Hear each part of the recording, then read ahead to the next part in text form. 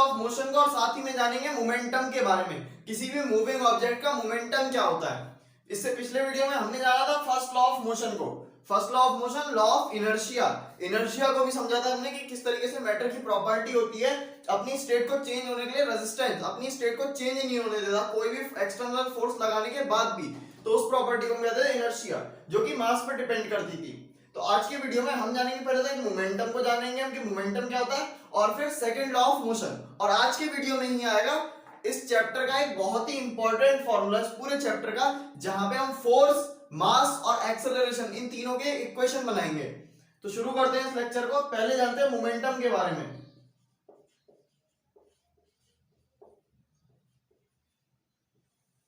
Momentum क्या होता है, किसी भी ऑब्जेक्ट, कोई ऑब्जेक्ट मूव कर रहा है, कोई मूविंग ऑब्जेक्ट है,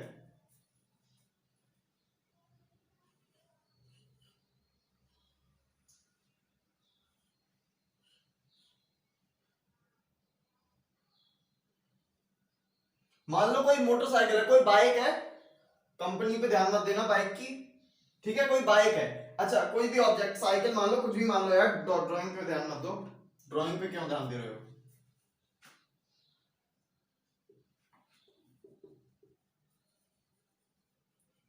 कोई बाइक है, इस बाइक का कुछ मास होगा, हमें पता है इस बाइक का कुछ मास होगा m, मास को हम मान लेते हैं m,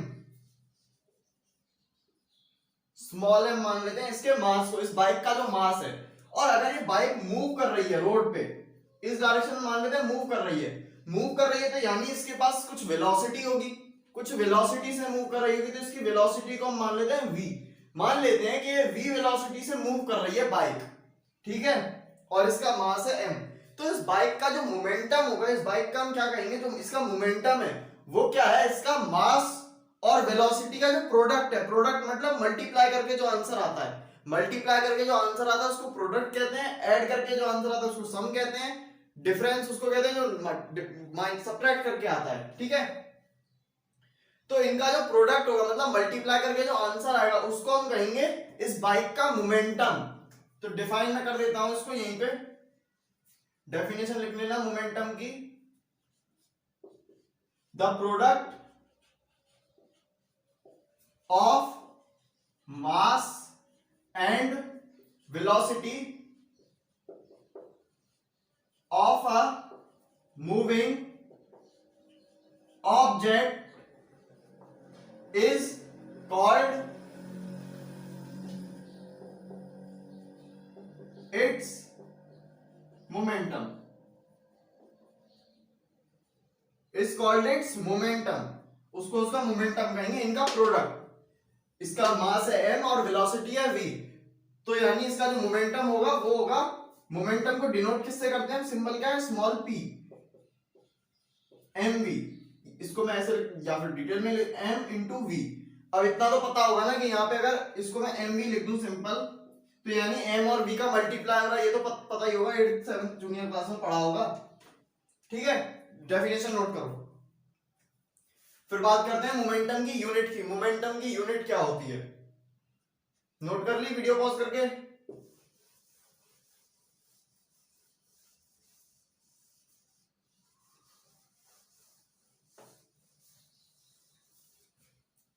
ठीक है, बात करते हैं मोमेंटम की यूनिट की। तो मोमेंटम हमारा क्या है, मास इंटू वेलोसिटी, ठीक है, मास इंटू वेलोसिटी क्या है हमारा मोमेंटम।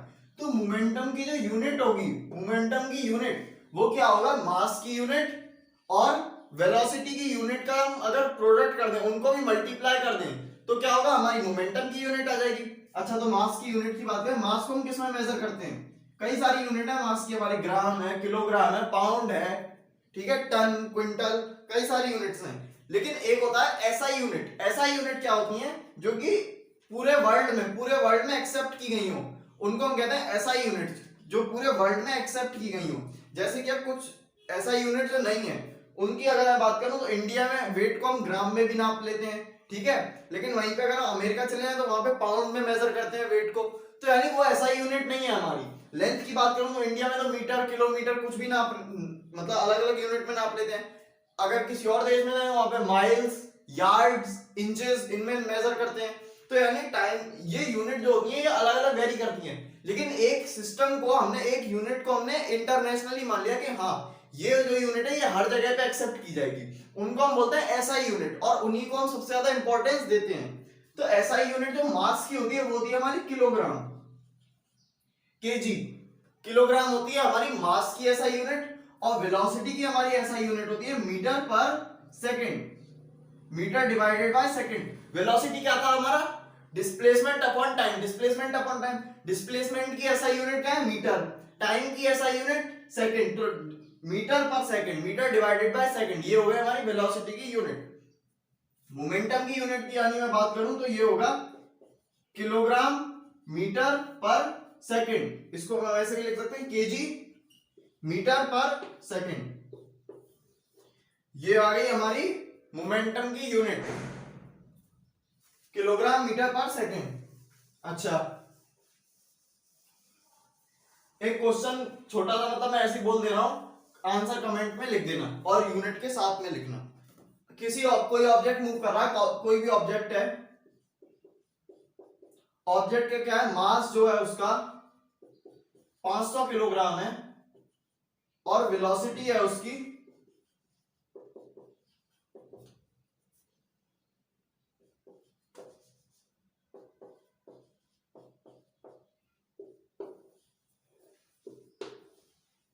500 kg और वेलोसिटी है उसकी 12 मीटर पर सेकंड। उसका तुम्हें निकालना है मोमेंटम, मोमेंटम निकाल के यूनिट के साथ कमेंट बॉक्स में कमेंट करके बता देना।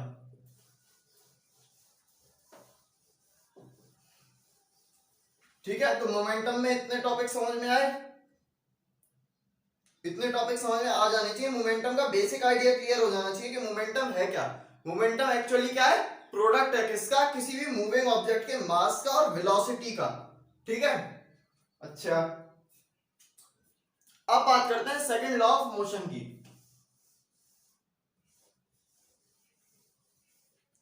उससे पहले मैं थोड़े एग्जांपल देगा कि कहां कहां पे मतलब मोमेंटम किन ऑब्जेक्ट का ज्यादा होता है, किन ऑब्जेक्ट का कम होता है, तो देखते हैं एग्जांपल। ठीक है, मैं ऐसे ही बोल के बताता हूं। बुलेट जो होती है, बंदूक से निकली हुई गोली, जो बुलेट होती है, गन से फायर की गई, गन से फायर होती बुलेट जो है हमारी। अब उसका क्या है, बुलेट जो है उसका मास तो बहुत कम है, मास उसका बहुत कम है, हल्की होती है। ठीक है, लेकिन क्या है, उसकी वेलोसिटी बहुत ज्यादा है, स्पीड उसकी बहुत ज्यादा, मैग्नीट्यूड में वेलोसिटी बहुत हाई है उसकी, तो उस वजह से क्या होता है, उसका मोमेंटम बहुत ज्यादा हो जाता है। अच्छा चलो एक क्वेश्चन और करो, एक क्वेश्चन और करते हैं।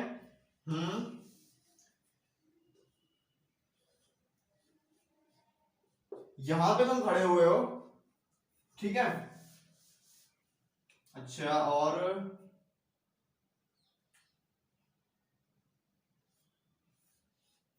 बड़ा सा पत्थर है, एक बड़ा सा पत्थर, बहुत बड़ा पत्थर, जिसका वेट है मान लेते हैं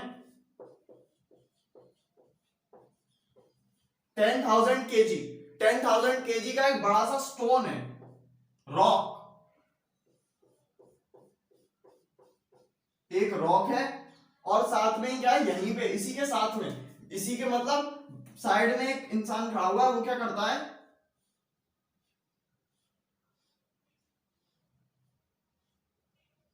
गन से फायर करता है आपकी तरफ एक बुलेट। ठीक है, गन से उसने एक बुलेट फायर करी। अब इस रॉक का मास है 10,000 किलोग्राम, और इस बुलेट का मास है हमारा, कितना ले लें इसका मास, 100 ग्राम, 100 ग्राम ले लिया मैंने बुलेट का मास, और इसको अगर हम उसमें कन्वर्ट करें केजी में तो ये होगा 0.1 केजी, 0.1 केजी। ये 10,000, ये 0.1 केजी। अच्छा, और क्या देख सकते हैं हम, इसकी वेलोसिटी है मान लेते हैं 1 मीटर पर सेकंड, 1 मीटर पर सेकंड है इसकी वेलोसिटी। ठीक है, और बुलेट हम मान लेते हैं, बुलेट वैसे इतनी वेलोसिटी बुलेट की होती नहीं है, लेकिन हम मान लेते हैं बुलेट की वेलोसिटी है हमारी 1 लाख मीटर पर सेकंड, 1 लाख मीटर पर सेकंड इस बुलेट की स्पीड है। मान लो इमेजिनरी कोई बुलेट है, बुलेट की वेलोसिटी असलियत में इतनी नहीं होती। ठीक है, बुलेट की वेलोसिटी है ये, इसकी वेलोसिटी 1 मीटर पर सेकंड, मास ये और ये। अब बताओ, जब ये तुम्हारे पास, तुम यहां खड़े हो, अब इनमें से किसका मोमेंटम ज्यादा है, किसका मोमेंटम ज्यादा है, जिसका मोमेंटम ज्यादा होगा वो यहां पे आके ज्यादा इंपैक्ट डालेगा अपना। अब बताओ किसका मोमेंटम ज्यादा है, किसका मोमेंटम ज्यादा है इन दोनों में से। थोड़ी देर वीडियो को पॉज करके इस क्वेश्चन को सॉल्व करने की कोशिश करो, करते हैं फिर इसको सॉल्व। देखो स्टोन की मैं बात करता हूं, तो स्टोन का मोमेंटम क्या होगा, इसका मास और वेलोसिटी का प्रोडक्ट। मास कितना है 10,000, 10,000 इंटू वेलोसिटी क्या है मीटर पर सेकंड, 1 मीटर पर सेकंड 1। ठीक है, तो यानी आंसर आ गया हमारा 10,000। ठीक है 10,000 और क्या है केजी मीटर पर सेकंड, 10,000 केजी मीटर पर सेकंड आ गया हमारा स्टोन का मोमेंटम। ठीक है, बात करते हैं अगर बुलेट की। बाइक बाइक वाली बुलेट नहीं है, रॉयल एनफील्ड वाली वो नहीं है, बुलेट है बंदूक से निकली हुई। ठीक है, अच्छा अब देखो इसकी जो हमारी वेलोसिटी है वो बहुत हाई है, वेलोसिटी इसकी हमारी, लेकिन इसका मास जो है हमारा वो बहुत कम है। तो इसका जो अगर मैं मोमेंटम की बात करूं तो मोमेंटम क्या होगा, इसका पहले तो मास 100 ग्राम है, लेकिन उसको केजी में कन्वर्ट किया तो 0.1 केजी, तो 0.1 क्योंकि हमें ऐसा यूनिट में लेनी है value, into 0.1 multiplied by 1 lakh, 1 lakh से मल्टीप्लाई करना है क्योंकि मास इनटू वेलोसिटी, वेलोसिटी इसकी ये है। ठीक है 1 लाख से मल्टीप्लाई करेंगे 0.1 का। ठीक है, तो 0.1 को मैं ऐसे लिख सकता हूं 1/10, 0.1 को 1/10 लिख सकते हैं, 0 से 1 0 हो गया कैंसिल। इसका मोमेंटम कितना आ गया 10,000, इसका मोमेंटम भी हमारा 10,000 क्या है केजी मीटर पर सेकंड, केजी मीटर पर सेकंड। दोनों का ही मोमेंटम बराबर है इस केस में, दोनों का ही मोमेंटम बराबर है, मतलब यहां पे आके दोनों ही बराबर इंपैक्ट करेंगे, दोनों का इंपैक्ट यहां पे आके बराबर होगा। ठीक है, बुलेट का भी और क्या है हमारा स्टोन का भी, दोनों का मोमेंटम बराबर है। अब समझते हैं सेकंड लॉ ऑफ मोशन को।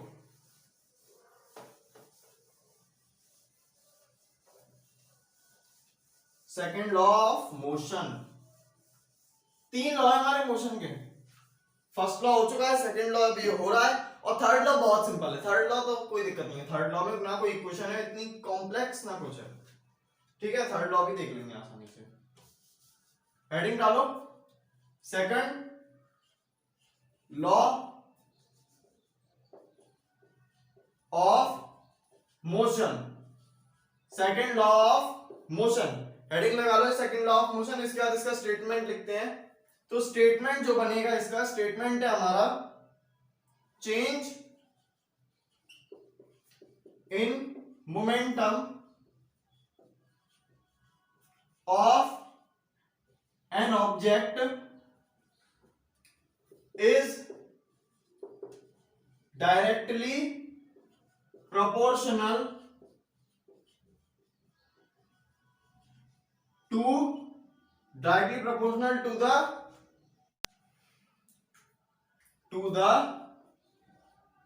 force applied on it, directly proportional to the force applied on it। अब ये डायरेक्टली प्रोपोर्शनल क्या होता है, दिक्कत है ये डायरेक्टली प्रोपोर्शनल क्या होता है, पहले मैं इसको लिख देता हूं change in momentum, change in momentum. अच्छा सुनो, किसी और कोई ऑब्जेक्ट है उसका मोमेंटम हमें चेंज करना है, तो मोमेंटम चेंज कैसे हो सकता है, ध्यान से अगर हम फॉर्मूले को देखें तो P इज इक्वल टू था हमारा mv, यानी मोमेंटम दो चीजों पे डिपेंड कर रहा है। अगर हमें P की वैल्यू चेंज करानी है तो हमें इनमें से कोई एक चीज चेंज कर दे तो P की वैल्यू चेंज हो जाएगी, या फिर दोनों को ही चेंज कर दें, मतलब P जो है हमारा वो इन पे डिपेंड कर रहा है। ठीक है, तो इनमें से अगर कुछ चेंज हो गया तो हमारा मोमेंटम जो है चेंज हो जाएगा। तो मास जो है किसी भी ऑब्जेक्ट का, मास तो किसी भी ऑब्जेक्ट का कांस्टेंट है, मास तो चेंज हो नहीं सकता, क्योंकि मास क्या होता है केमिस्ट्री में इतना तो पढ़ा होगा फर्स्ट चैप्टर में, क्योंकि मास क्या हमेशा कांस्टेंट रहता है किसी भी ऑब्जेक्ट का। ठीक है, क्योंकि उस ऑब्जेक्ट के एटम ना तो डिस्ट्रॉय होंगे ना क्रिएट होंगे, तो मास उस ऑब्जेक्ट का कांस्टेंट रहेगा। ठीक है, यानी मास तो चेंज हम नहीं कर सकते, हम क्या चेंज कर सकते हैं, उसकी वेलोसिटी को हम चेंज कर सकते हैं। हम क्या कर सकते हैं, उस पे अगर हम फोर्स लगाएंगे तो उसकी वेलोसिटी को हम चेंज कर सकते हैं, मतलब वेलोसिटी चेंज हो सकती है। तो यानी अगर हम वेलोसिटी को चेंज करें तो मोमेंटम हमारा चेंज हो जाएगा। अच्छा स्टेटमेंट लिखो पहले वाला, स्टेटमेंट लिखो और डायरेक्टली प्रोपोर्शनल इसको हम ऐसे लिखेंगे, चेंज इन मोमेंट, चेंज के लिए मैं बता दे रहा हूं, सिंबल होता है हमारा डेल्टा। ये शायद मैं पहले भी बताया होगा मोशन वाले चैप्टर में, जब चेंज इन वेलोसिटी या एक्सेलरेशन को हम डिफाइन कर रहे थे। तो डेल्टा, ये जो सिंबल होता है ट्रायंगल, इसको बोलते हैं हम डेल्टा। ये डिनोट करता है चेंज को, change in momentum. Directly proportional का सिंबल होता है ऐसा, ये directly proportional to the force applied, force के डायरेक्टली प्रोपोर्शनल होगा हमारा चेंज इन मोमेंटम, ठीक है। अब डायरेक्टली प्रोपोर्शनल का मतलब ये है, हमारा सिंपल मतलब है, अगर हम इसको इंक्रीज कर दें तो ये इंक्रीज हो जाएगा। मतलब अगर हम इधर वाले को इंक्रीज करें तो इधर वाला अपने आप इंक्रीज हो जाएगा, या फिर अगर हम इधर वाले को इंक्रीज कर दें तो ये वाला अपने आप इंक्रीज हो जाएगा। मतलब अगर हम एक को इंक्रीज करेंगे तो दूसरा अपने आप इंक्रीज होगा, अगर हम एक को डिक्रीज करेंगे तो दूसरा अपने आप डिक्रीज हो जाएगा, उसी हिसाब से, ठीक है। एक को बढ़ाओगे तो दूसरा भी बढ़ेगा, एक को घटाओगे तो दूसरा भी अपने आप घट जाएगा, ठीक है। अच्छा, इसको लिखो, पहले नोट करो, फिर समझते हैं हम थोड़ी सी मैथ्स लगाते हैं फिर इसके बाद, ठीक है। नोट कर लिया?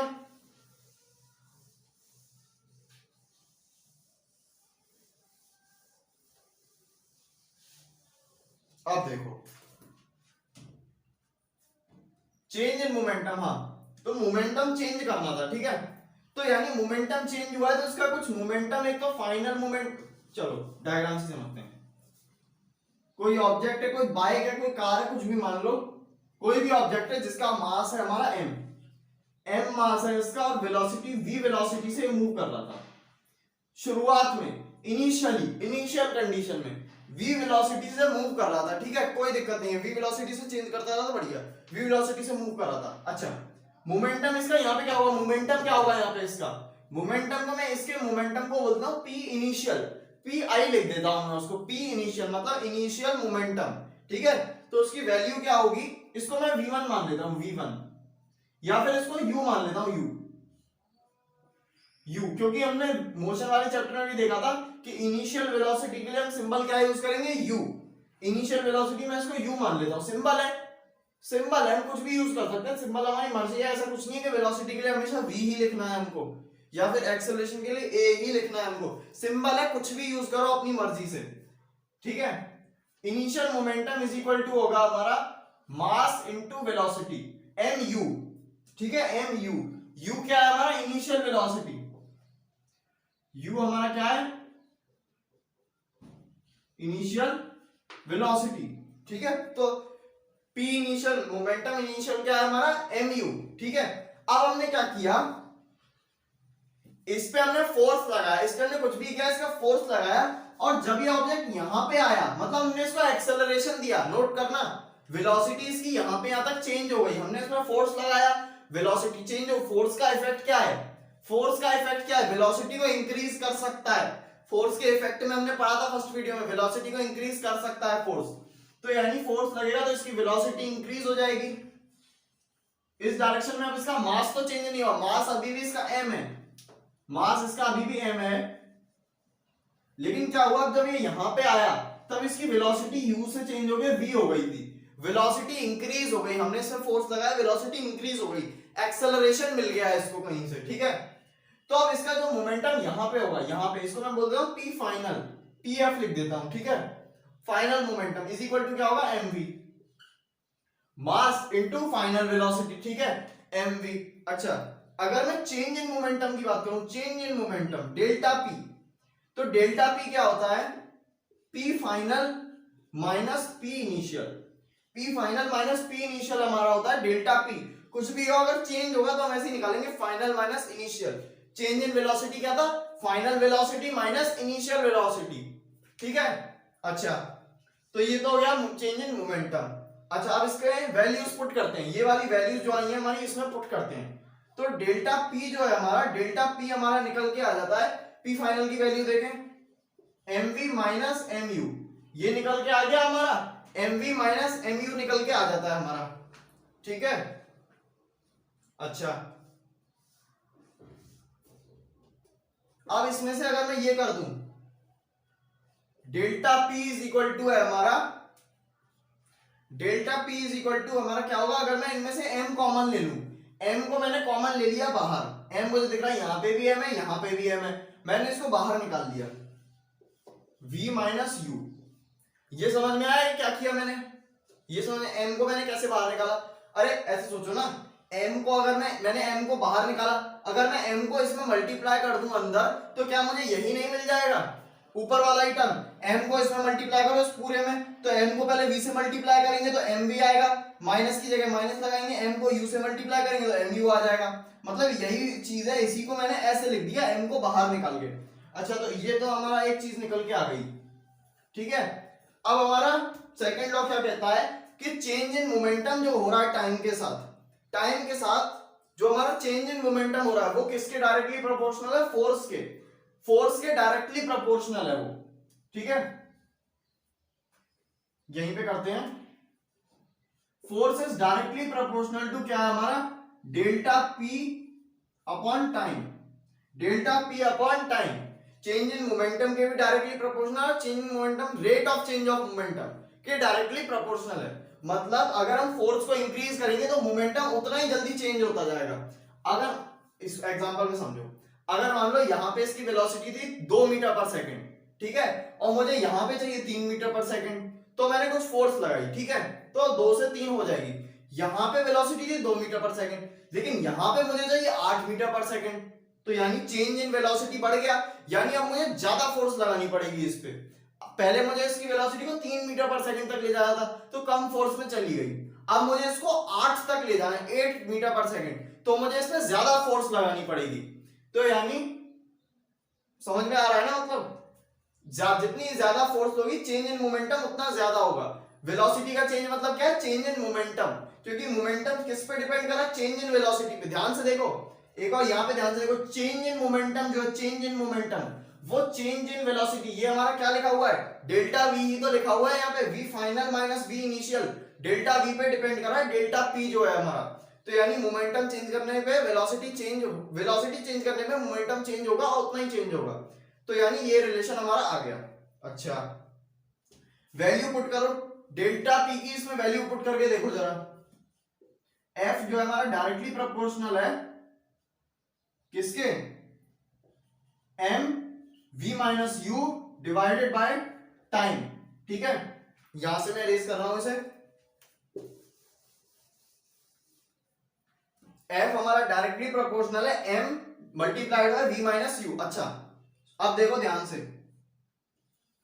क्या ये चीज कुछ जानी पहचानी लग रही है, ये वाली चीज कुछ जानी पहचानी लग रहा है, V minus U upon T, V minus U को हम क्या लिख सकते हैं, डेल्टा वी, क्योंकि ये क्या है, V final minus velocity initial, V final minus initial, delta V upon T, change in velocity with respect to time. ये कुछ जाना पहचाना सा टर्म है, क्या है ये हमारा टर्म, ये है हमारा एक्सेलरेशन, ये है हमारा एक्सेलरेशन, ये वाला जो टर्म है हमारा, F directly proportional to ma, mass into acceleration के डायरेक्टली प्रोपोर्शनल है हमारा जो है एक्सेलरेशन, वो क्या कहते हैं, मास इनटू एक्सेलरेशन के प्रोपोर्शनल है हमारा फोर्स। मतलब अगर हम किसी ऑब्जेक्ट का जितना ज्यादा एक्सेलरेशन उतना उसमें फोर्स अप्लाइड, या फिर हम ऐसे कहें किसी ऑब्जेक्ट में जितना ज्यादा फोर्स लगाएंगे उतना ही उसका एक्सेलरेशन बढ़ेगा, उतना ज्यादा उसका एक्सेलरेशन होगा, क्योंकि मास तो कांस्टेंट है। ध्यान से देखो, मास हमारा कांस्टेंट है, मास चेंज नहीं होगा उस ऑब्जेक्ट का, ठीक है। यानी जितना ज्यादा हम फोर्स लगाएंगे उतना ही उसका एक्सेलरेशन ज्यादा होगा, जितनी फोर्स लगाए एक्सेलरेशन उतना ज्यादा। यहाँ पे हमें 2 से 3 करना है तो कम फोर्स चाहिए, लेकिन 2 से 8 करना है तो यानी एक्सेलरेशन हमें ज्यादा चाहिए, यानी फोर्स ज्यादा चाहिए, ठीक है। अब थोड़ा समझ में आने लगा कि एफ जितना फोर्स होगा उतना ज्यादा एक्सेलरेशन होगा। अच्छा अब इस प्रोपोर्शनल के सिंबल को जब हम हटाते हैं ना, जब इसको हटाते हैं, इसको मान लो हमें हटाना ही है, अच्छा नहीं लग रहा सिंबल, क्योंकि ऐसी इक्वेशन हमने सॉल्व की नहीं है, ऐसी इक्वेशन तो हमने सॉल्व की ही नहीं है, हमें तो ऐसा वाला सिंबल पता है। अगर यहाँ पे किसी तरीके से ये वाला सिंबल आ जाए, ये हटके ऐसा सिंबल आ जाए यहाँ पे, तो हमें थोड़ा सा अच्छा लगे देखने में, ठीक है। लेकिन इस सिंबल को अब हमें हटाना है, इस सिंबल को, इस प्रोपोर्शनल को जब भी हम हटाते हैं तो यहाँ पे कांस्टेंट लगा देते हैं हम। कांस्टेंट मतलब कोई भी एक कांस्टेंट होगा जिसकी कुछ वैल्यू होगी, पर्टिकुलर वैल्यू होगी कांस्टेंट की, ठीक है, उसका भी हम सिंबल लगा देंगे, ठीक है। तो यहां पे जब हम इसको हटाएंगे तब यहां पे इज इक्वल टू हम के लिख देंगे, एक कांस्टेंट। के क्या है हमारा, एक कांस्टेंट है, ठीक है, के हमारा क्या है, कांस्टेंट है। अच्छा, लेकिन एसआई यूनिट में, एसआई यूनिट की अगर हम बात करें, एसआई यूनिट जो कि पूरे वर्ल्ड में एक्सेप्टेड है, तो उसमें इस के की वैल्यू जो होती है ना एसआई यूनिट में, एसआई यूनिट में इसकी वैल्यू होती है 1। एसआई यूनिट में इस के की वैल्यू है हमारी 1, ठीक है। तो यानी एसआई, अब ये हम जब फॉर्मूले स्टडी कर रहे हैं तो अब पूरे में देखा तुमने, यहाँ पे जितने भी हमने क्वेश्चन किए जो हमने, उनमें हमने सब में एसआई यूनिट ही यूज की, मतलब एसआई यूनिट को ही यूज करेंगे।